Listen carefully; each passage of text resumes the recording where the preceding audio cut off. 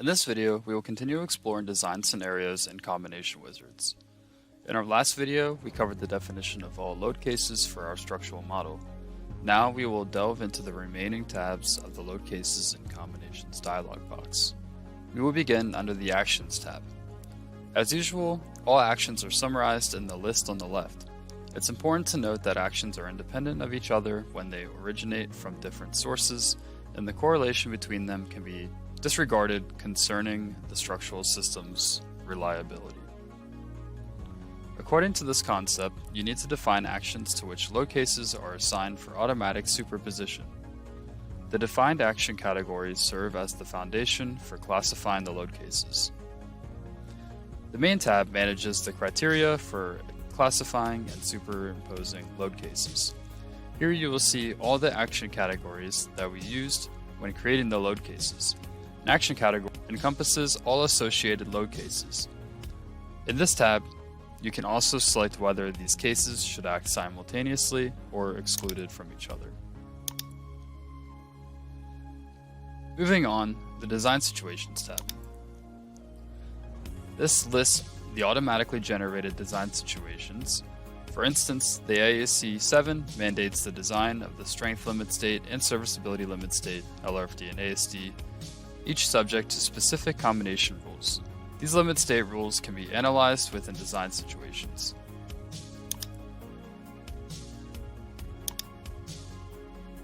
The active checkbox controls whether design cases selected in the list are analyzed during the calculation.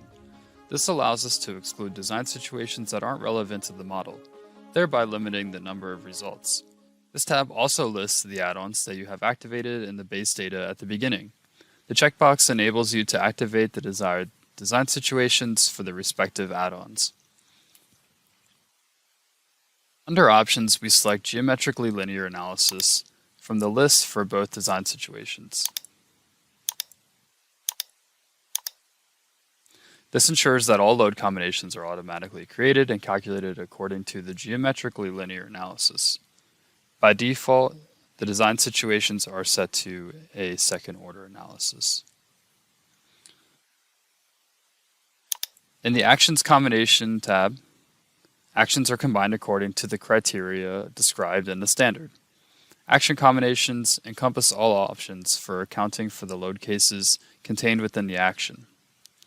These options depend on the action category and the combination expressions.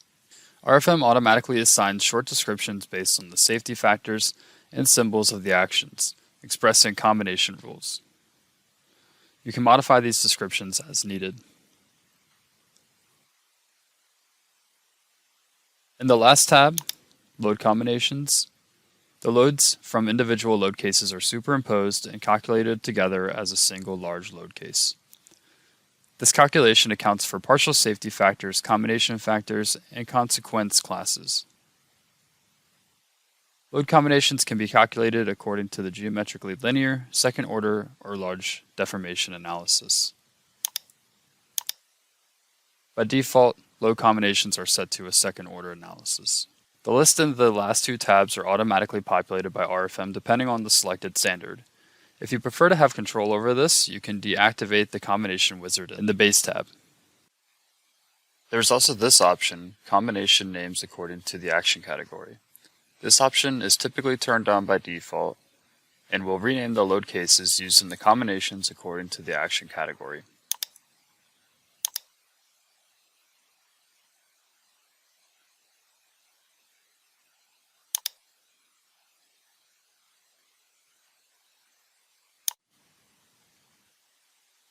Now you have learned how to create load cases, set sections, and manage design situations. Additionally, you've gained insight into the automatic formation of load and action combinations. In our next video, we will apply the loads to our steel hull. Until then, stay tuned.